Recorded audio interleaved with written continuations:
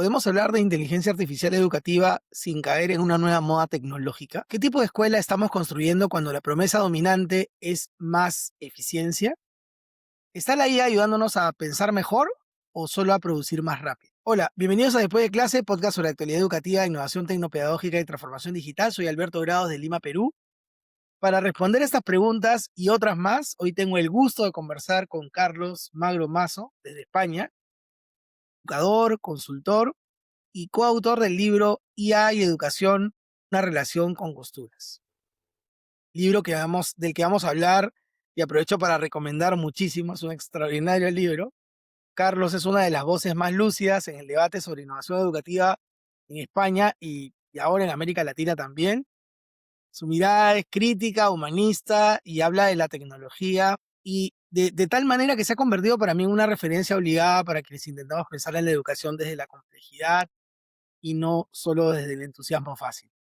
Bienvenido, Carlos. Muchas gracias, Alberto. Encantado de estar aquí contigo. Carlos, bueno, ya mencioné, he leído tu libro, Te hemos lo venido agradezco conversando. mucho. No, no, ha sido un muy buen libro, de verdad, extraordinario poder tener este enfoque y quisiera más bien que tú nos hables un poco de él, pero tú vienes trabajando varios años, según lo que he podido observar, en innovación y transformación educativa, es un poco la idea, ¿ya? Pero ese texto tiene un tono más reflexivo, incluso hasta incómodo en algunas circunstancias, digamos, en este tipo, desde la reflexión, quiero decir, ¿no? ¿Y qué te llevó a escribir el libro Y hay educación en este momento? Sí, es un libro un poco molesto. Creo que somos un poco molestos y a veces decimos cosas que no todo el mundo quiere escuchar y esta idea un poco de no me fastidies la fiesta, ¿no? Que estamos todos muy contentos, ¿no? No vengas aquí tú ahora a decirme que se nos acaba el champán o se nos acaba el vino, ¿no? No vengas a estropearnos la fiesta. Entonces, con humor es una mirada crítica, lo decimos desde el principio. Pero tener mirada crítica no es estar en contra. Tener mirada crítica no es, Sí, negar la realidad, no es querer eliminar, la tecnología, no es querer volver a un pasado analógico, al que no podemos volver y que siempre fue peor en educación. Los pasados educativos son siempre peores que los presentes que tenemos, por mucho que escuchemos muchas veces que la educación va de mal en peor. No es verdad. Vamos siempre a mejor, con muchos desafíos, con muchas problemáticas. Y es un libro que tiene una mirada muy reflexiva, muy crítica, pero que también intenta abrir ventanas y sobre todo prolongar un poco el horizonte, ¿no? Que el horizonte no nos lo pongan, por ejemplo, las grandes compañías tecnológicas. O sea, que lo que podemos pensar o imaginar que nos gustaría que pasase en la educación, en las escuelas, en las aulas, no sea lo que las grandes empresas de tecnología, por ejemplo, podría haber otros actores, nos digan qué es lo que tenemos que pensar, sino que nosotros tengamos capacidad como comunidad educativa de pensar cómo quiero utilizar la tecnología, para qué la quiero utilizar, cuándo no quiero utilizarla, qué tipo de educación quiero, qué horizonte imagino de escuela, trabajar para qué en la escuela, o sea, qué sentido tiene la escuela hoy. No, estas son unas preguntas un poco que atraviesan el libro mezclado con el tema de la tecnología. La verdad es que cuando Tisca, Lara y yo nos pusimos a escribir teníamos un poco de pereza, que decimos en España, porque en 3 años se ha producido tanta cantidad de textos sobre inteligencia artificial que nos preguntamos, y es lo primero que decimos cuando abrimos el libro, ¿qué hacíamos nosotros escribiendo otro libro más de inteligencia artificial y educación? Que parecía como un debate aburrido, ¿no? Porque volvíamos o sea, lo normal es escuchar, bueno, pues tiene muchas oportunidades, pero también tiene muchos riesgos y hay que utilizarlo con responsabilidad. Y eso es un debate bueno, que está bien, pero que nos tenía un poco aburridos y cansados y dijimos, pero nos lo encargaron, ¿no? Y dijimos, ¿y ahora qué hacemos nosotros, no? ¿Qué enfoque le damos? ¿Qué postura tomamos? Porque no, las cosas en realidad se están construyendo, las estamos construyendo. Y no es evidente tener una postura cerrada. De hecho, no conviene. Por tanto, esa mirada crítica también quiere decir, no sabemos lo que está pasando, no sabemos lo que va a pasar, solo creemos que tenemos que pensar un poco mejor esto, porque estamos en una situación muy novedosa para todos y nadie tiene la certeza, ni la verdad, ni la ciencia detrás, ni, ¿no? Ni un oráculo que le diga hacia dónde vamos a ir. Este es un poco el planteamiento inicial. sí, sí. Bueno, hay varios puntos en el libro de los que seguramente vamos a conversar y que a mí me han capturado, de verdad. Y uno tiene que ver con una reflexión que yo también, que ha venido a mí en las últimas semanas, cómo la inversión en estos temas tecnológicos ya no está en las universidades necesariamente, sino la inversión para la investigación está en las grandes corporaciones, que son quienes están tomando las decisiones, ¿no? Y es curioso porque cuando uno va a charlas o eventos en los que se habla de inteligencia artificial en educación, los invitados son muy pocos educadores o pedagogos, ¿no? La mayoría de invitados son emprendedores o gente que trabaja en grandes corporaciones, que bueno, que están hablando de educación, pero desde la empresa, ¿no? Es muy curioso el tema, bueno, es parte de la actualidad. Y en eso te felicito nuevamente a ti, a la Atiscas. persona que escribió el libro contigo, porque pues, es un libro que en verdad sirve de balanza, ¿no? Entre tanto hype de la inteligencia artificial en educación. Y a partir de ahí quisiera iniciar esta conversación. En varias partes del libro señalas que la inteligencia artificial no es tan inteligente ni tan artificial en algunas cosas. Y me gustaría que expliques un poco qué quiere decir con eso exactamente, a qué tipo de malentendidos te refieres cuando hablas de inteligencia en máquinas dentro del ámbito educativo.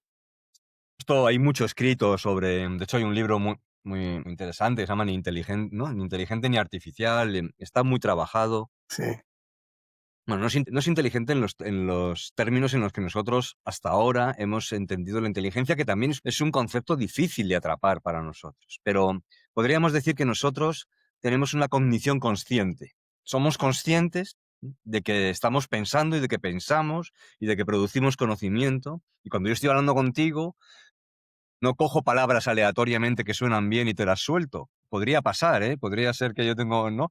Pero no, soy consciente de lo que te estoy diciendo, soy consciente de lo que estoy haciendo. Esa cognición consciente, que es la que tenemos un poco los humanos, no la tienen las máquinas. Podríamos discutir, y es un tema interesante, no lo abordamos en el libro, pero es un tema muy interesante si las máquinas tienen cognición. Y hay gente que está diciendo que sí, pero no consciente. Otro tipo de cognición. Y entonces ahí el debate que se nos abre, que también es muy interesante, es qué resulta cuando mezclamos una cognición consciente, ¿no? Una inteligencia como la nuestra, de una cognición que no es consciente, no tiene, además no tiene cuerpo, es totalmente distinta. En esa hibridación pueden resultar cosas nuevas. Esto es un territorio que están explorando muchos filósofos, que yo creo que que es un territorio muy interesante, que para la educación es muy importante, pero claro, no nos vamos a poner tampoco nosotros, los maestros de aula, a estar pensando también todo el rato en estas cosas. En ese sentido no es inteligente, o sea, la máquina sabemos cómo funciona. La inteligencia artificial que tenemos en estos momentos es una inteligencia artificial basada en el músculo, en la capacidad de cálculo, en la capacidad de manejar muchísimos datos. Estos grandes modelos de lenguaje están funcionando maravillosamente y para muchas, incluso los que están detrás desarrollando esas tecnologías, también sin saber muy bien qué pasa, ¿no? ¿Qué está pasando? Ahí hay algo misterioso que no terminamos de comprender. Pero en todo caso sí sabemos que son máquinas probabilísticas, pero muy acertadas, porque tú interaccionas con ellas y te responden cosas que tienen sentido, aparentemente. Para ellas no tiene ningún sentido porque no sienten nada, pero tiene sentido para nosotros y por eso nos fascinan tanto y por eso nos fascinaron cuando salieron en 2022. Pero en sí mismas no tienen nada de inteligentes. Hay quien los llama loros estocásticos, hay muchas metáforas, no sé, más o sí, menos es verdad. acertadas, ¿no? Para decidir esto. Y luego hay un tema que no le pasa solo a la inteligencia artificial, en general le pasa a que todas las tecnologías de la información con la que llevamos viviendo 25, 30 años, que la imaginamos porque el vocabulario que utilizas, la gente es muy inteligente, las empresas son inteligentes en la hora el vocabulario es el de la nube, ¿no? O sea, es un vocabulario etéreo, ¿no? Es un vocabulario como, ¿no? Que no, parece que no hay infraestructuras, que está flotando, ¿no? Que no ocupa espacio, no mancha, no ensucia, y este es un imaginario vinculado a la tecnología digital, muy vinculado a la inteligencia artificial, que olvida, por un lado, por ejemplo, todo el extractivismo, todo lo que supone en cuanto a necesidad de extraer minerales en lugares, por ejemplo, en Perú, por ejemplo, ¿no? Hay países con grandes minas en las que se está produciendo, muchas veces con trabajo medio esclavo, trabajo infantil, se están recopilando, extrayendo los minerales físicos que necesitamos para todas esas infraestructuras, esos espacios, esos grandes bases de datos, esas toneladas y toneladas de agua que necesitamos para refrigerar, o ese infinito también corpóreo, casi sudando, trabajo que tienen que hacer miles de personas en lugares como África, por ejemplo, para etiquetar, para controlar que los contenidos no se vayan por un lado. Cuando estamos diciendo ahora que la inteligencia artificial no solamente alucina menos, sino también que nos muestra los contenidos más curados, no nos va a hablar mal, no nos va a mostrar imágenes que no queremos ver. Para hacer todo eso hace falta muchas personas con cuerpo, ¿no? Es decir, que no tiene nada de artificial ni nada de etéreo, que tienen que trabajar también por muy poco dinero. Entonces, en ese sentido es lo que queríamos señalar. Es más, esto es su dimensión más política y económica y de impacto social, que lo que luego, o sea, esto en realidad en lo educativo tiene una parte de ética, ¿no? Y de, oye, cada vez que yo lo utilizo para a lo mejor una tontería, ¿qué supone, no? Cada vez que yo hago la gracia de voy a ver qué me dice el chat, bueno, que seamos conscientes de lo que supone medioambientalmente, de explotación del planeta. Esto sería un poco la parte más educativa, ¿no? ¿Cómo hago que mis estudiantes sean conscientes de lo que está ahí detrás? Lo cual no quiere decir que lo dejemos de usar totalmente, pero que seamos por lo menos conscientes de que esto no es una especie de magia, ¿no? Que flota, limpio, ¿no? Que es el vocabulario que se suele utilizar. Ya en su origen, porque en los años 50, cuando los investigadores que están reunidos ahí, un grupito de investigadores, y dicen, a esto lo vamos a llamar inteligencia artificial. La verdad es que para darles el premio Nobel al menos, no sé si de literatura incluso, porque claro, eso es un nombre muy afortunado. Si lo hubieran Sí, en verdad, llamado sí. de otra manera, no hubiera tenido el recorrido que ha tenido, al menos el concepto, ¿no? Porque es muy atractivo, ¿no? Bueno, esto es un poco lo que queríamos decir con esta idea, ni tan inteligente, ni tan artificial, seamos conscientes de todo lo que está detrás cada vez que estamos dando al botoncito de uno de estos chats, ¿no? Y estamos jugando, haciendo caricaturas de nosotros mismos, o Eso es. jugando con el nano Es banana que se ha puesto de moda. eso es. Claro, claro, claro. Entonces, por eso dices tú, somos un poco molestos, porque es el que viene a decir: "Te lo está pasando muy bien, pero", ¿no? Y entonces dices: "Jo, pero no me fastidies, que", ¿no? Vienes Bueno, a pinchar el globo. esa pinza del globo, ¿no? Entonces, ahí la reflexión que me interesa para el mundo educativo es la que te decía. Bueno, oye, tenemos un espacio que es la escuela, que es la universidad, en la que tenemos estudiantes a los que una de las responsabilidades que tenemos es hacerles pensar en lo que está pasando, comprender lo que está detrás. El libro se titula Una relación con costuras, tiene muchas lecturas lo de las costuras, es una metáfora que utilizamos para muchas cosas, como habrás visto, pero una de ellas es la educación está ahí para desvelar costuras, para desvelar, para mostrar a los estudiantes lo que a veces el mercado oculta, o el poder Lo sé. oculta, o la economía no quiere mostrarnos. Bueno, eso es también parte de lo que es educar, ¿no? Y esto es un poco lo que queríamos mostrar en esa parte del libro. Buenísimo, buenísimo. Pero no te me adelantes, Carlos, por favor, te estás Perdón, perdón, adelantando. perdón, perdón, que es que voy como... No, no, no. Genial, genial. Creo que ya me has respondido alguna pregunta por Tú ahí. suéltala y te la contesto de otra manera. Yo quería hacer una repregunta sobre esto primero. ¿Qué riesgos ves cuando trasladamos conceptos humanos, como el concepto de pensar, el concepto de comprender, a la tecnología? ¿Qué riesgos ves en hacer esa afirmación? Sí, bueno, eso es lo que llamamos humanizar o antropomorfizar, o sea, darle forma de humano a una máquina. Es natural, porque tendemos a hacerlo en general. También hablamos con los peluches, ¿no? Y con los muñecos. Aquí tendemos a hacerlo. Pero Sí, es cierto. tiene riesgos porque nos está ocultando la realidad de lo que tenemos detrás y nos está haciendo caer en una especie de trampa. Una de las dimensiones más preocupantes, pero también más interesantes de estos chats, que me da igual, que sea el ChatGPT, que sea Gemini, que sea el que sea, es que no solo se usa para hacer un texto o hacer un dibujo, un icono, o estas tonterías que a veces hacemos, ¿no? No solo se usa para eso, se está usando mucho, de manera cada vez mayor, generalizada, por adolescentes, pero también por adultos, como un verdadero compañero, ¿no? Como alguien a quien consultar, a veces cosas más o menos banales, esta ropa, ¿qué me pongo si tengo que ir a una fiesta en la que, no? Lo que, ¿no? Esto se Sí, es hace, verdad, es nos verdad. sorprende, pero se hace mucho más de lo que podríamos pensar, pero también estamos viendo que hay casos extremos, los que adolescentes y jóvenes, pero también adultos, están hablando con las máquinas, poniéndoles un carácter de humano, como si hubiese alguien detrás, preguntándole o consultándole o contándole cosas que en realidad deberían estar contando a sus padres, a su amigo o a un, ¿no? A un médico en algún caso. Es decir, estamos poniendo con características de personalidad, de humano, a algo que no tiene sensibilidad, que no entiende lo que nos está diciendo y que no tiene ninguna responsabilidad. Conversamos con una máquina como si la máquina conversase como tú y yo estamos conversando, pero cada vez que yo te digo algo, yo me hago cargo de lo que te estoy diciendo. Claro. Sé lo que te estoy diciendo, mido tus ojos, mido tu gesto, sé, ¿no? Si tengo que cambiar un poco las palabras.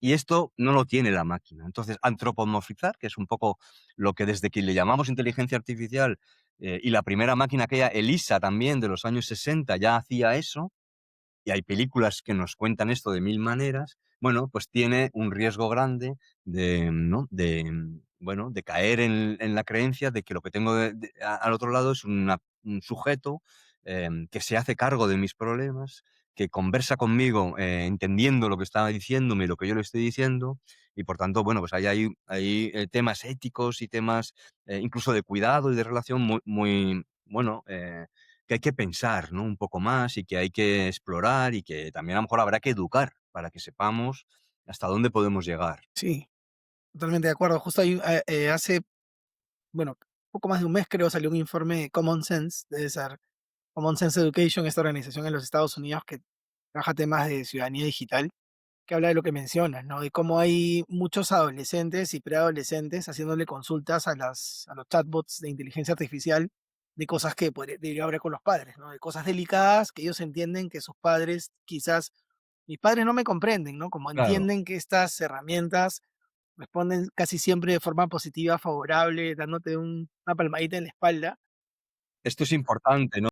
Están diseñadas para siempre reforzarte un poco lo que estás diciendo, para, ¿no? Bueno, si le preguntas, haces una pregunta, siempre te dicen: "Qué pregunta más brillante", ¿no? Si uno está deprimido, un poco en broma, Sí, es cierto. lo mejor, porque dices: "Bueno, es que soy un genio, ¿no? Haciendo aquí lo que he pensado". Pero esto es una poco una broma. Lo que no es broma es cuando, personas que necesitan o gente que en realidad debería estar consultando eso, a lo mejor no a los padres, pero sí a un amigo o una amiga, o en otro contexto, por lo que sea, y hay muchas razones, y también eso nos tiene que hacer pensar en cómo es nuestra sociedad, porque en realidad la inteligencia artificial lo que nos está también en educación, nosotros lo manejamos también esta metáfora mucho, es una especie de espejo. Los usos que hacemos, la imagen que nos devuelve de nuestro sistema educativo, de nuestras prácticas, pero también de estas interacciones, nos está devolviendo pues, el tipo de sociedad que tenemos, que a lo mejor no tenemos los espacios, ¿no? Protegidos, seguros, acogedores, para que alguien pueda hacer esta consulta no a una máquina, sino a una persona. Entonces nos está hablando de la vida rápida, estresada, en la que nadie escucha, en la que nadie, ¿no? Cuida del otro, pero también de un sistema educativo muy ¿no? Como vamos a ver, ¿no? Que tiene una serie de carencias y que las exacerba, ¿no? La inteligencia artificial. Totalmente de acuerdo. Carlos, ahora sí voy a retomar el tema que mencionabas hace un momento, que mencionas en tu libro, es parte del título, que hay una relación con costuras, ¿no? Entre la inteligencia artificial y la educación, ¿no? Ahora, cuáles son esas costuras que hoy crees que se están tensando más o evidenciando más? ¿Dónde están estos puntos de fricción entre la lógica tecnológica y la lógica pedagógica que también ustedes quieren expresar en el libro, ¿no? Sí, claro. Por un lado, la metáfora, bueno, surge el título, por supuesto, es, casi aleatorio, casi como si lo que sale al final del todo, pero al final del libro, que no teníamos título, de repente nos dimos cuenta que había esta idea de la costura, o visto de otra manera, del salto, de la fricción, del umbral, o sea, lo podemos expresar de distintas maneras, atravesaba el libro en distintos capítulos y lo atravesaba también desde distintas miradas. La primera, la más evidente, entonces, y ahí que fuimos, ¿no? Con el título. La primera es la que ya te contaba hace un momento, ¿no?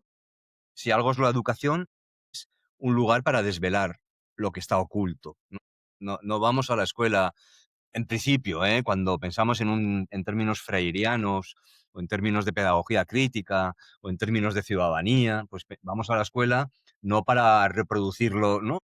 Fundamentalmente para comprender el mundo mejor, leerlo mejor, ser más crítico en la mirada del mundo, desvelar lo que el poder en general, económico, político, muchas veces tecnológico ahora, nos oculta. Y esta es una primera idea. Pero la idea de la costura está por muchos lados. Por ejemplo, una variante de la costura es la fricción. Y ahí nos vamos al territorio del aprendizaje.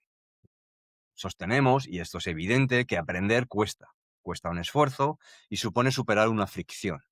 Muchas veces las tareas aburridas que suceden en la escuela, léete esto y escríbeme un texto. Y dicen los chicos, joder, ¿por qué tengo que escribir esto otra vez? Entonces me voy a un lugar donde antes, ¿no? Me iba a un lugar donde lo encontraba ya escrito, se lo pedía a mi hermano mayor o ahora se lo pido al ChatGPT. Bueno, la cosa no es entregar el texto. La tarea esa no tiene como sentido la producción del texto final. Tiene como sentido el proceso de tener que enfrentarse a un momento de página en blanco y de tener que pensar y articular pensamiento, construir pensamiento a través de la fricción que supone superar en una página en blanco. Esto es lo importante, ¿no? Esa fricción. Pero la inteligencia artificial elimina costuras, borra las fricciones, nos quita el esfuerzo, porque eso le das al botón y directamente tienes las 500 palabras que te ha pedido el profesor, ¿no? Ah, bueno, ahí manejamos la idea de la costura de muchas maneras. Lo otro que preguntabas tiene que ver fundamentalmente con que, un poco también por ser polémicos, ¿no? Por desnaturalizar y por hacer pensar un poquito, ir más allá.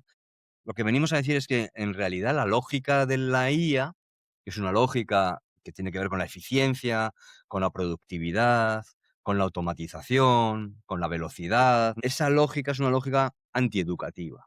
Otra cosa es que luego seamos capaces de darle un uso educativo, de convertirla en educativa, de hacer educativa la inteligencia artificial. Pero en sí misma, la inteligencia artificial tiene una lógica que es antieducativa. Un poco como toda la tecnología. La tecnología no es que no la podamos usar en educación, la usamos y muy bien, y para algunas cosas es fundamental, y sobre todo tenemos que entender que vivimos en un mundo tecnológico y no podemos mirar para otro lado. Las lógicas de la racionalidad técnica, las lógicas de la eficiencia de los productos, del resultado, hacerlo todo más y más rápido, de más cantidad, de más, ¿no? Estas lógicas no son realmente las educativas. Otra cosa es que nuestros sistemas educativos en los últimos 30, 40 años se han convertido más, han ido desplazándose, no solo por la inteligencia artificial o la tecnología, hacia esas lógicas, hacia la lógica del resultado, hacia la lógica de la eficiencia, que ha resultado en una mayor burocracia para los docentes, una mayor presión, estos mensajes que constantemente estamos escuchando de que no hacéis bien vuestro trabajo, los chicos salen sin saber leer, que la cosa va de mal en peor, si no aprenden todo lo que tienen que aprender, o no aprenden lo que deberían aprender y aprenden cosas que no deberían aprender. Toda esta lógica que es un poco económica, que es un poco ingenieril, con perdón de los ingenieros, pero que es una lógica un poco de, ¿no? Proceso, pum, meto proceso, ¿no? Y al final tengo un resultado rápido, eficiente, bueno, en cantidad.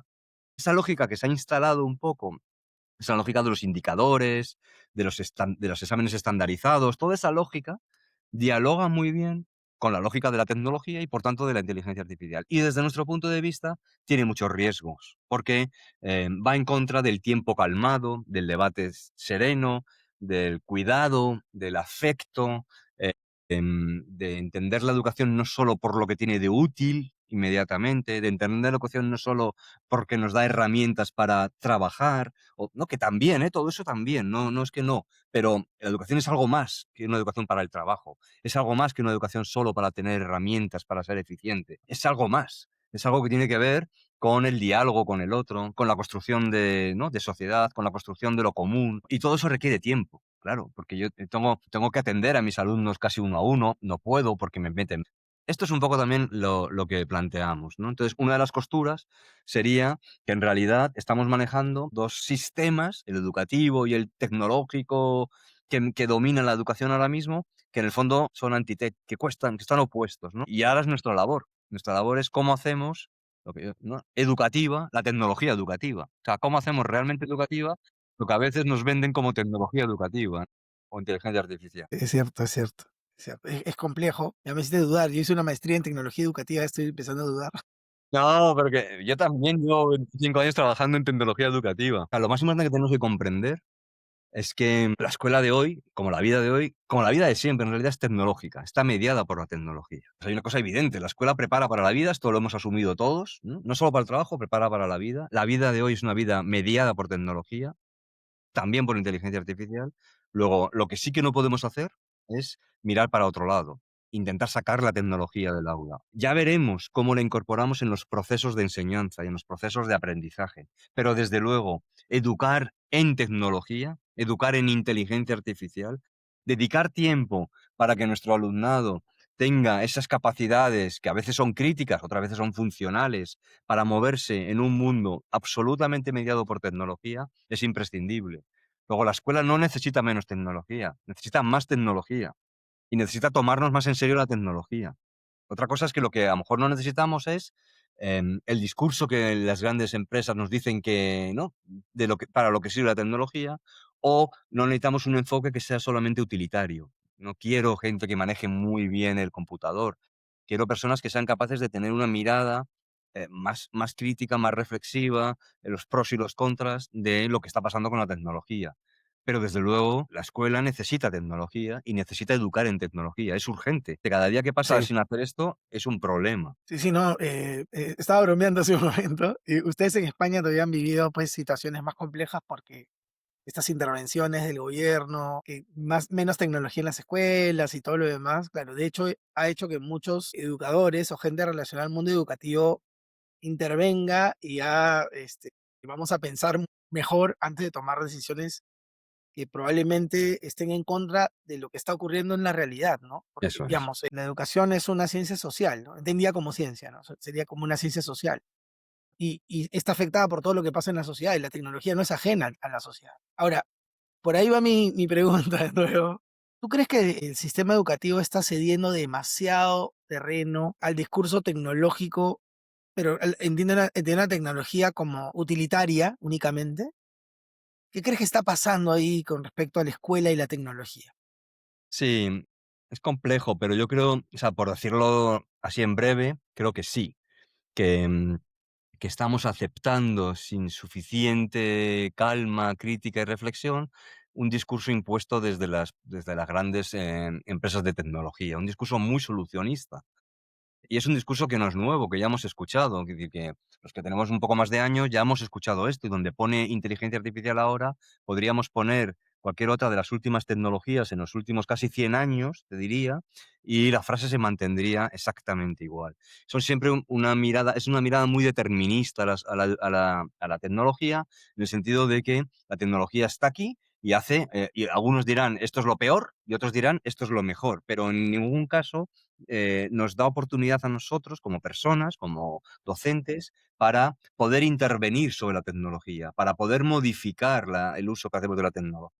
Y la mirada que estamos aceptando es una mirada muy solucionista, muy utilitaria, y comprando las metáforas y el imaginario que viene. Y que, por ejemplo, vemos en dos cosas que trabajamos a lo mejor, a lo mejor quieres que hablemos un poco después de este tema, pero hay dos grandes promesas, hay muchas promesas de la tecnología que, por supuesto, nunca se han hecho realidad, y hay muchas promesas que nunca han sido presente, que no se han hecho presente porque nunca han pasado. Y hay 2 que sobrevuelan, desde que tenemos las tecnologías digitales, el espectro de la educación, que es: la tecnología nos va a ayudar a personalizar el aprendizaje, nos va a ayudar a atender a eso que no podemos atender porque tenemos demasiados alumnos. Esto es un discurso que no viene ahora con la inteligencia artificial, pero ahora lo vuelve a retomar de una manera muy fuerte. Y el otro discurso es: la tecnología nos va a liberar de tiempo. Nos va a liberar de tiempo, sobre todo a los docentes, les va a liberar de carga burocrática, porque se las va a hacer la máquina y te vas a poder dedicar a lo importante. A lo importante. Nosotros cuestionamos mucho esos dos discursos, porque, por un lado, lo que entendemos por personalización desde la mirada de la tecnología, a veces es una individualización. No es atender la diversidad, sino es llevar a todos al mismo sitio, pero por caminos no, pero hay una estandarización, hay una automatización y hay una individualización, que va un poco en contra de esta idea de la educación. Hay que compaginarlas, pero va un poco en contra de esta idea de la educación como un espacio de construcción de lo común, de la sociedad, ¿no? Y de una educación más dialógica. En el libro lo explicamos con bastante más detalle, bastantes dudas sobre que eso que llamamos personalización vaya a suceder y además sea lo que queremos realmente.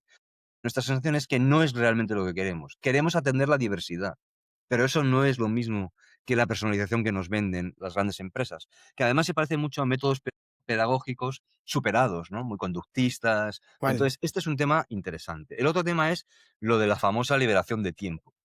No sé tú, pero la sensación que tenemos casi todos es que no trabajamos, o sea, a pesar de la digitalización y de todo lo que hacemos a través de las plataformas digitales, no trabajamos menos. No hemos ganado tiempo de ocio, ni tampoco tiempo para dedicarlo a lo importante en el aula, ¿no? Por ejemplo, sino que cada vez al revés, cada vez hay más sobrecarga de trabajo, más burocracia. Es decir, que a lo mejor la tecnología me quita 5 tareas, pero estoy seguro que me da 10 nuevas. Y el resultado es que casi nadie se siente ahora ningún docente que tú preguntas se siente ahora más liviano, con más tiempo, menos estresado que hace 10 años. La sensación es toda la contraria. Y eso lo cuestionamos también mucho. Entonces, esta es un poco la idea. Mirar con unos ojos un poco más críticos las metáforas, los imaginarios, las promesas que nos hacen las grandes compañías sobre lo que puede hacer la tecnología. Y lo que pretendemos no es que no es decir, no hay ninguna promesa que nos pueda hacer la tecnología, sino vamos a ser nosotros quienes decidamos qué queremos que haga la tecnología por nosotros. No compremos el discurso, que muchas veces es hype solo, es moda, no compremos el discurso que nos imponen. Seamos nosotros los que decidamos para qué la queremos utilizar. Seamos nosotros los que decidamos qué es lo importante de mi trabajo. Seamos o cuestionemos que si en realidad lo que a mí me preocupa es el exceso de burocracia, probablemente lo que pase no es que necesite más tecnología para hacer lo burocrático, sino que sobra burocracia. El problema no es que tener ¿no? Un instrumento, una herramienta que me hace la burocracia a mí, ¿no? Me la resuelve, sino, oye, vayamos donde está el foco de la burocracia y eliminemos burocracia. Es que un poco absurdo, ¿no? Ahí está la solución, claro. Bueno, va un poco por ahí también este tema. Sí, pues sí, sí. Y bueno, ya salieron también las aplicaciones milagrosas en las que Sí, hay con un mucho de clic, crecepelo, ¿eh? Hay mucho de vendedor de crecepelo. tal cual. No escuchaba esa metáfora de la loción de crecepelo. Pues hay un libro muy interesante, ¿no? También escrito en Estados Unidos que asocia como los que iban vendiendo crecepelo Claro, por los pueblos por a principios pueblos. del siglo XX, ¿no? Pues esto es un poco parecido, ¿no? Vamos con la IA que soluciona todo los problemas, pero los problemas educativos, cualquiera que está en un aula lo sabe, no se solucionan dándole a un botón, porque son problemas que tienen que ver, ¿no? Son socioeducativos, son problemas que tienen que ver con las condiciones de vida, con los recursos, con las infraestructuras, con el número de profesores que tienes, con la formación de los profesores, con el capital cultural de las familias, con si los niños tienen que andar, ¿no? Durante 2 horas para llegar a la escuela, con, ¿no? ¿no? Si tienen un espacio para hacer deporte o no. Hay tantas cosas. Si desayunan por la mañana. Hay tantas variables que no se solucionan dándole al botón que es un poco tonto que sigamos, o sea, otros pueden creérselo porque no están en las escuelas, pero el que está en el aula sabe que los desafíos educativos, algunos pueden que con la tecnología se solucionen un poco, pero surgirán otros. Pero la mayoría, lo que necesitamos es más recursos, menos presión, más tiempo, más calma, un currículum más tranquilo. Bueno, justo lo contrario de lo que del mundo como va, ¿no? Que va acelerado y pidiendo cada vez más y no llegáis al, ¿no? No sé cuál es la prueba ahora en Perú, ¿no? Pero las pruebas estas que se hacen estandarizadas, pues no llegáis a lo que tenéis que llegar y, ¿no? Tenemos el 80% por debajo en PISA, ¿no? El 50% por Tal debajo cual. del nivel mínimo que OCDE decide que hay que tener, sin tener en cuenta, ¿no? Las condiciones de educabilidad de esa escuela, por ejemplo. Bueno, esto es un poco lo que también cuestionamos, ¿no? Es verdad. Ya viene la inteligencia artificial en la evaluación de PISA, también ya anunciaron. Claro, claro, porque claro, viene para el 29 y con ella viene todo un marco de alfabetización en IA. Que en principio uno diría, está bien, porque nosotros lo defendemos en el libro, necesitamos una alfabetización crítica en IA. Pero fíjate, la cosa ahí un poco que no termina de convencernos es que ya hay alguien, que no es un ministerio, ni es un, ¿no? Que es la OCDE, para todos igual, que está definiendo, bueno, la OCDE con esta empresa que se llama Code, ¿no? Estadounidense, y la Unión Europea también está jugando ahí. Y está decidiendo cuál es el marco de competencia de la inteligencia artificial. Y es fácil que ese marco a lo mejor no nos encaja a todos, o es un marco demasiado funcional, demasiado utilitario, demasiado para el trabajo, ¿no? Pero como va a estar en PISA, ya te digo yo que de aquí al año 29 estamos enseñando ese marco en todas las escuelas del mundo, Sí, porque es claro, no verdad. quiere salir mal en la foto. Entonces, claro, vemos cómo hay grandes organizaciones que tienen la capacidad de decir a una escuela pequeñita en un pueblo rural de Perú, me da igual que no tengáis ni, ¿no? Esto es lo que, este es el marco de IA que tenéis que, ¿no? Aunque vuestros problemas sean otros. También hay que pensar en Totalmente. esto. Esto es un poco la cosa, ¿no?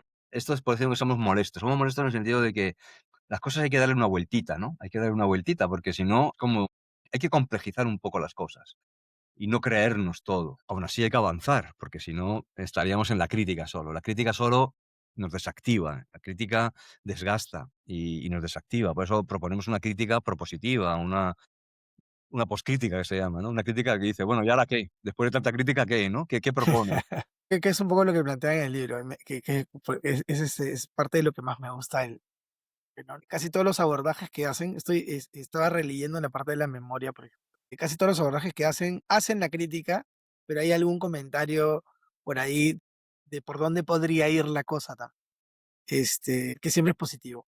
Voy a aprovechar este momento para invitar a todos los que están viendo o oyendo esta entrevista a suscribirse a Después de Clase Podcast en Spotify o su plataforma favorita de podcasting y a seguirnos en Facebook o Instagram. Carlos, ha respondido un montón de preguntas de las que tenía preparadas para ti, pero ahora que hemos hablado acerca de este marco, tú sabes que UNESCO ha elaborado en el 2024, en septiembre de 2024, preparó dos marcos, ¿no? Uno de competencias de IA para la enseñanza, para el estudiante y para el maestro, ¿no? En donde habla de formar a docentes y a estudiantes con la IA y sobre la IA, ¿no? Es una discusión que además ha tenido mucho, digamos, ha cogido mucha profundidad en la Unión Europea, ¿no? Estoy en un grupito por ahí que me cola una amiga de una universidad española, así que estoy ahí en un grupito de Teams metido en las discusiones también de lo que están haciendo ahí en Europa. ¿Qué significa para ti realmente desarrollar una competencia digital que sea crítica sobre esta tecnología, sobre la nueva tecnología?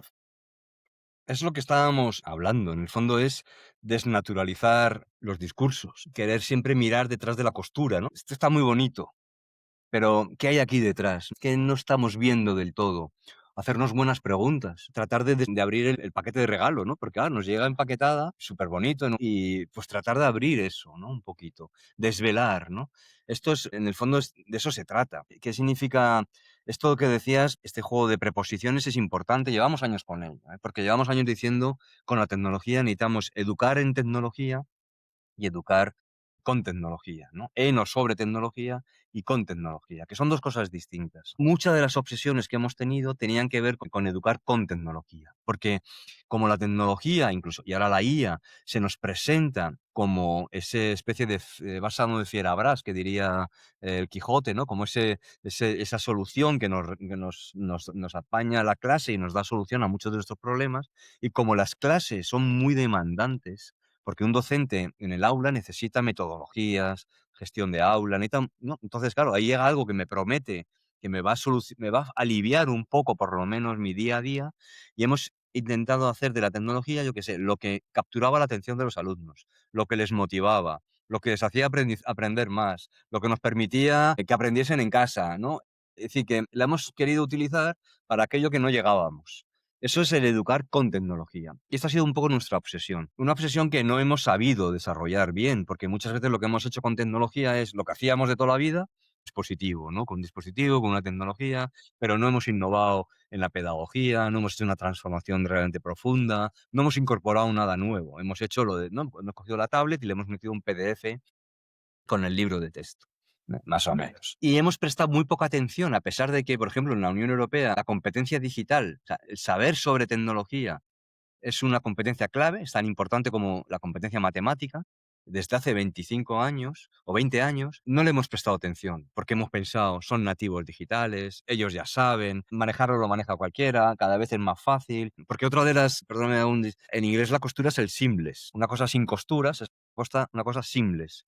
Si una palabra ha ido acompañando a la tecnología en las últimas décadas, ha sido lo de la tecnología seamless, tecnología sin costuras. De hecho, las tecnologías que tenemos ahora, los dispositivos móviles, las computadoras, no tienen costuras en el sentido de que ya no suenan, no hacen ruido y además cuando compramos un nuevo, ¿no? Un nuevo celular y queremos pasar los datos del antiguo, ni nos enteramos. Todo funciona perfecto, es suave, no hay costuras. Hace 15 años, cada vez que hacíamos eso, perdíamos todos los datos. Esta es un poco también la idea de la postura, ¿no? Esta es también un poco para que veas la metáfora que es muy de la tecnología.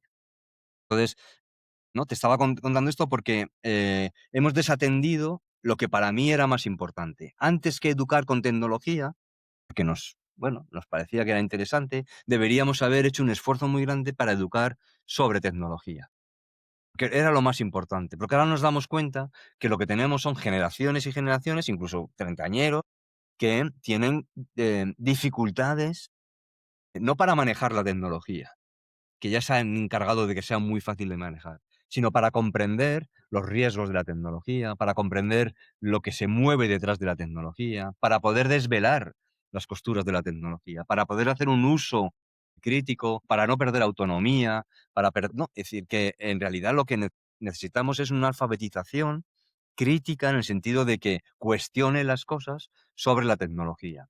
No necesitamos más cursos de Excel, ni más cursos de... No necesitamos cursos que nos ayuden a... No, ni siquiera cursos de prompts. No digo que no tengamos que hacerlos, pero lo importante de la IA no es aprender a hacer unos prompts de maravilla, que es lo primero que hicimos, si te diste cuenta, los primeros Sí, años, tal ¿no? cual. Ingeniería de prompts, ven aquí a aprender a hacer lo mejor. Eso está muy bien, eso está muy bien, y quien lo hace bien, estupendo. Pero en realidad, el conocimiento profundo que necesitamos tener es, bueno, pues cómo afecta a la autonomía, cómo afecta a la dependencia, ¿no? Que podemos tener tecnológica, qué está oculto detrás de las tecnologías, qué sesgos tiene, a qué intereses responden, qué podemos perder cuando delegamos muchas cosas en tecnología en términos de aprendizaje. Eso es lo que hablamos de la memoria o de la capacidad crítica, de la capacidad analítica, que nos movemos entre sin saber muy bien, ¿no? Pero desde luego, esto es lo que necesitamos saber. ¿Qué pasa con la propiedad intelectual? ¿Qué pasa con en general con los derechos? Bueno, hay muchas cosas que conforman eso que llamamos competencia digital crítica y que es esto que ahora llamamos, que tú decías, vamos a educar en, ¿no? O sobre IA, además de con IA. Y esta es la labor principal que tiene que hacer la escuela, desde muy pequeñitos. La otra puede venir y está bien, pero no es lo más importante desde mi punto de vista. Aquí decimos verdades como puños. Lo que has dicho es, es muy cierto, pero mira, si toda la demanda de docentes de instituciones educativas que van, por ejemplo, a la universidad que yo trabajo y van a demandar cursos de formación, cuando les hablas de inteligencia artificial, casi nadie quiere saber nada de la ética, No, todo el claro. mundo quiere, todo el mundo quiere ir a los prompts o a, enséñame todas las herramientas que existan, Y y eso no es que esté mal, no vamos a juzgar a nadie, tal cual. no se trata de eso, en el libro no lo hacemos, quiero decir, no le decimos a nadie ni lo que tiene que pensar, ni lo que tiene que hacer, ni por supuesto juzgamos a nadie. Lo que decimos es que eso está bien y hay que hacerlo, pero hay muchas otras capas importantes, y que a veces previas, y quedar fascinados por las listas y listas de herramientas. ¿Tú te acuerdas cuando hace 20 años teníamos esas ruedas de aplicaciones que no eran todavía con IA, eran las ruedas de aplicaciones de la web 2.0, ¿no?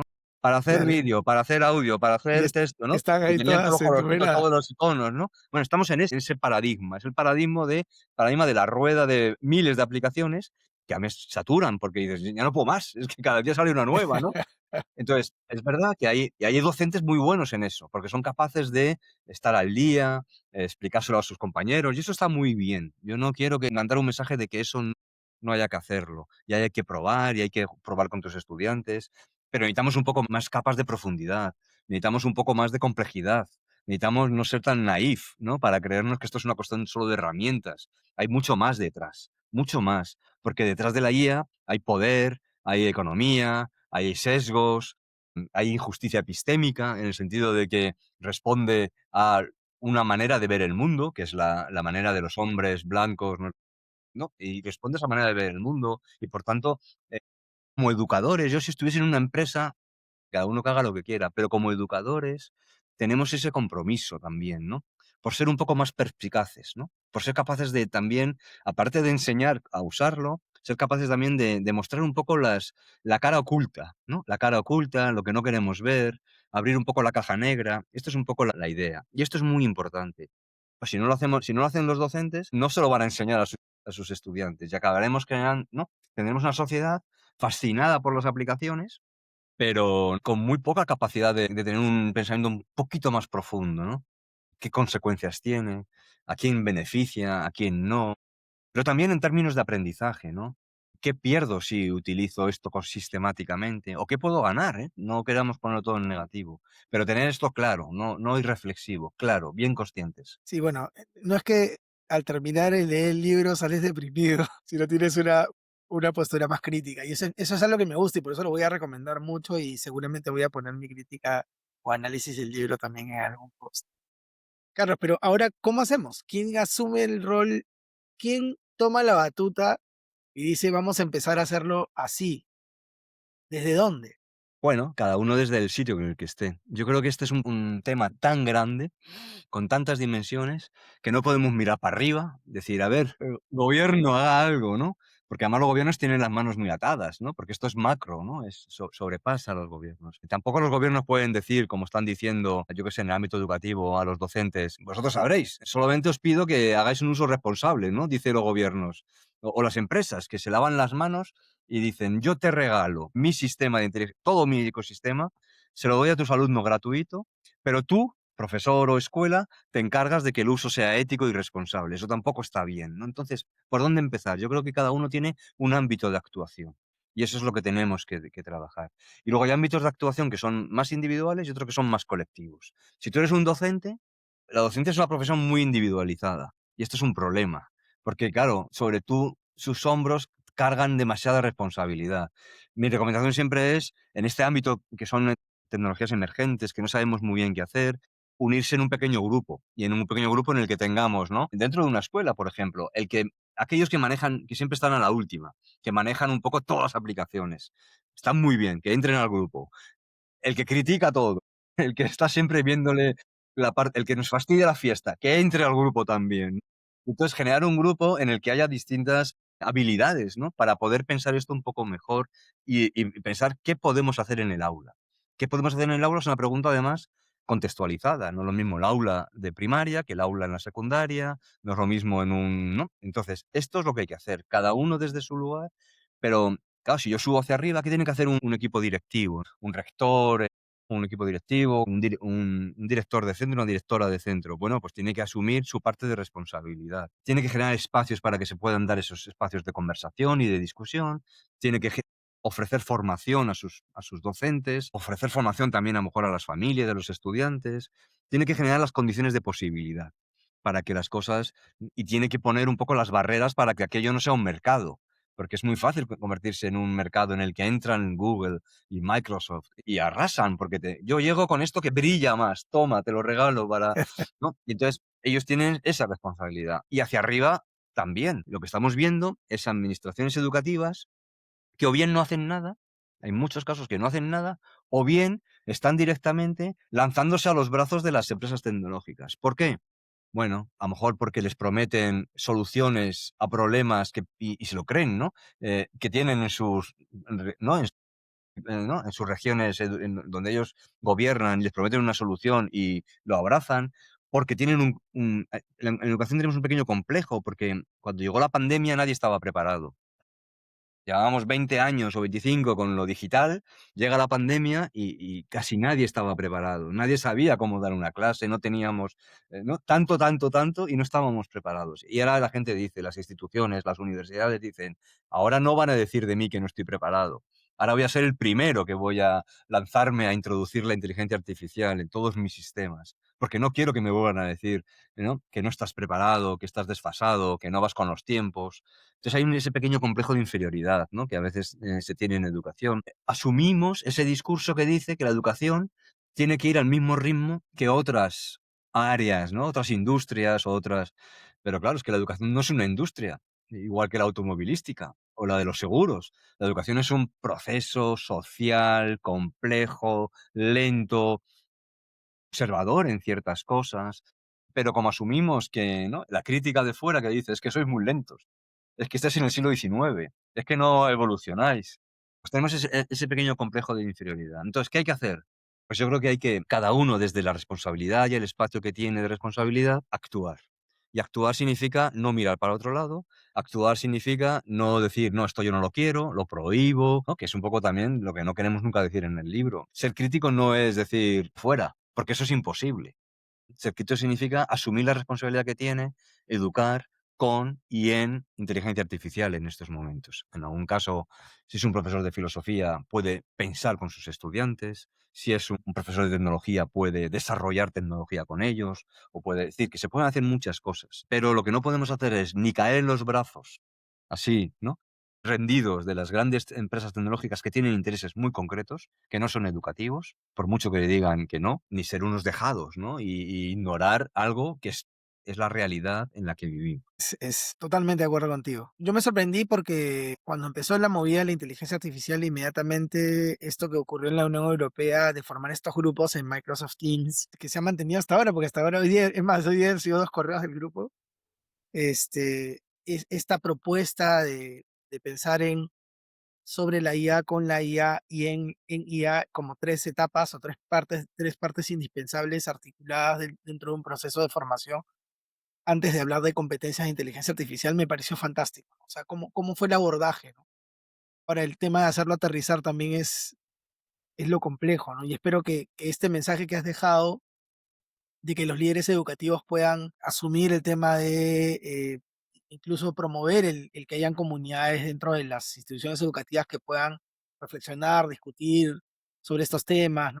Ciertos desaciertos que podemos hacer o qué no podemos hacer. Y claro, cada realidad es totalmente distinta, ¿no? Pueden haber algunas directrices generales como las que plantea UNESCO, probablemente puedan servir de punto de partida o como uno de los insumos, ¿no? Eso es. Pero bueno, cada uno tendrá que tropicalizar, adaptar y a su contexto, a su realidad, lo que en realidad poder hacer. O directamente proponer otra cosa, que es un poco lo que se Claro, nos claro, olvida. Desarrollar otras cosas. Ni siquiera, o sea, no solo tropicalizar, que está bien, sino también, ¿por qué no va a haber, ¿no? Una IA que responda a lógicas más iberoamericanas, ¿no? ¿No? Criollas, más, ¿no? Es decir, que es estas verdad. cosas también son al menos pensarlas, ¿no? Y abrir espacios para ver si eso es posible. En Perú, en Colombia, en México, en Argentina, unas universidades, unos investigadores excelentes que son capaces perfectamente, evidentemente, de pensar, ¿no? Cómo hacemos una IA, ¿no? Que no responda solo al, ¿no? Al vecino del norte, ¿no? A sus intereses, a sus lógicas. Y eso también es interesante, ¿no? No nos corresponde al docente de la calle, pero sí que se puede hacer. Sí, bueno, estamos ahí. Muchas gracias, Carlos, por tu tiempo. Gracias Un placer. por compartirnos tu mirada tan lúcida, tan crítica y necesaria sobre la relación entre educación e inteligencia artificial. Siempre es importante. Me gustaría, Carlos, si tienes alguna reflexión final que te gustaría dejarle a los docentes, a los líderes educativos que hoy digamos, se sienten entre la fascinación y la incertidumbre frente a la inteligencia artificial.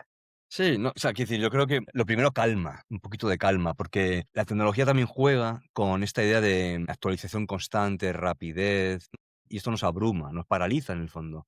Cada vez que tenemos una aplicación, ya hemos asumido que en 2 meses va a haber una actualización, una nueva versión, y entonces esto genera un estado de ánimo, un poco de ansiedad. Y en algunos casos es de estar ahí al día, pero en otros casos es de renuncia total. Entonces yo creo que calma. Pausemos un poco el tiempo porque la educación va también de pausar y de recuperar el tiempo. La educación va de que recuperemos el tiempo que necesitamos. Esto creo que es una idea, no sé cómo se hace, ¿eh? No sé cómo se hace, cada uno, unos harán yoga y otros rezarán a la ¿no? Pachamama. Yo no sé cómo se hace, pero desde luego necesitamos recuperar el tiempo, un poco y calma. Esto sería una idea que para mí es fundamental. Y luego necesitamos conversar mucho. Esto que hemos hecho tú y yo, y conversar con los estudiantes, por ejemplo, porque esto es un poco el elefante en la habitación, porque en muchos colegios, en muchas escuelas, en muchas universidades, lo que está sucediendo es que, esta frase, ¿no? Nadie habla de IA, pero todo el mundo la está utilizando. Nadie habla de IA en el aula, como mucho se dice, como te pille, te voy a suspender. Pero no se trata como un tema a debatir, ¿no? Y todo el mundo tiene dudas. Los estudiantes los primeros, los límites, qué pueden hacer, qué no pueden hacer, cómo les puede afectar. Y también tienen preocupación. Va a minorar mis capacidades como profesional después, críticas si descargo mucho. Nadie sabe lo que está haciendo. Por tanto, necesitamos abrir espacios de conversación, creo que no nos van a solucionar las cosas inmediatamente, pero son muy importantes, con los estudiantes, con los compañeros en el trabajo, con los docentes. ¿no? Entre actores, la empresa, la administración, la educación. Luego yo creo que estas 2 cosas que son muy poco prácticas, pero que a mí me parece que son importantes. Calmar un poco, pausar esta aceleración en la que vivimos, esta sobreexcitación en la que vivimos con la tecnología muchas veces, porque que nos paraliza. Y por otro lado, intentar generar espacios de conversación con todos los niveles, empezando con los estudiantes, porque son los primeros que están queriendo también que esa conversación suceda. Es cierto. Tuve la fortuna yo de conversar con un grupo de chicos que estaban postulando a una universidad aquí en Lima, Universidad de Piura acá en Lima, sobre inteligencia artificial. Y es increíble todo lo que ellos dicen o entienden qué es la inteligencia artificial o para qué sirve, ¿no? Es increíble. Incluso algunos de ellos sienten que es una tecnología que solo sirve para hacer trampa, ¿no? Claro. Y lo tienen incorporado como tal. Es Claro. increíble. Entonces, ahí hay unos insumos y una riqueza enorme que no podemos desaprovechar, porque también nos abren otros marcos de pensamiento, y porque nos permiten, bueno, como lo que queremos hacer en el fondo, que es profundizar un poquito, bueno, pues salir de lo simple. Lo simple es: esto es muy malo, esto es muy bueno, esto sirve para todo, esto no sirve para nada, esto me soluciona, ¿no? Bueno, no, ahí no, en esas coordenadas no avanzamos. Incluso el marco famoso de oportunidades y riesgos está agotado, porque es aburrido, ¿no? Sí, claro, todo tiene oportunidades y riesgo en la vida. Ahí no avanzamos mucho. No es un marco útil para pensar la inteligencia artificial en educación. ¿Cuál es el marco? No lo sé. Igual no hace falta marco, pero lo que sí hace falta es abrir espacios de conversación. Carlos, Muy si bien. alguien quiere leerte, quiere conseguir en algún espacio, en la web, ¿cómo pueden contactarte, conseguirte por ahí? Bueno, a mí se me contacta fácil en cualquier red social. Estoy súper activo en LinkedIn, con mi nombre, Carlos Magro, en X, en Instagram, en casi todas, ¿no? Pero yo os dejo mi correo. Mi correo es muy fácil, es carlos punto y luego mis 2 apellidos, magromazo, @gmail.com. Y ahí también estoy disponible. Y nada, encantado. Y tú tienes mi permiso también para ponerlo donde consideres que hay que poner. Ok, mira, muchas gracias, Carlos. A ti, Alberto. No, gracias a ti, ha sido un honor tenerte, de verdad. Después de haber leído tu libro, tenerte aquí en realidad es todo un honor para mí. Gracias por haber estado en Después de Clase. Muchas gracias. Estuvo con nosotros Carlos Magro Mazo, educador, consultor y autor del libro IA y Educación, una relación con costuras que recomiendo sí o sí. Tienes que comprar. Recuerden que pueden seguir a Después de Clase Podcast en Spotify, Instagram y YouTube. Además, pueden leer los artículos sobre los temas que tratamos en el podcast en el blog despuesdeclase.org. Hasta el próximo episodio. Chau.